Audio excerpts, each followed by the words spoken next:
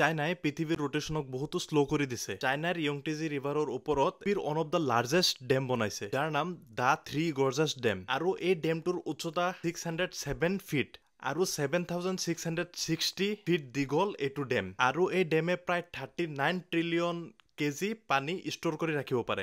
আগতে এইখিনি পানী ৰিভাৰত বা অচনত বৈ গৈছিলে, কিন্তু চাইনাই এইটো ডেম বনোৱাৰ পিছত সিহঁতে পুৰা কণ্ট্ৰল কৰিব পাৰে যে ডেমৰ পানী কেতিয়াকে ৰিলিজ কৰিব, কেতিয়াকে ষ্ট'ৰ কৰিব। যাৰ ফলত কি হৈছে, বেছিকে ডেমত পানীটো ষ্ট'ৰ কৰাৰ কাৰণে পৃথিৱীৰ ৰোটেশন এইটো চেঞ্জেছ দেখা পোৱা গৈছে।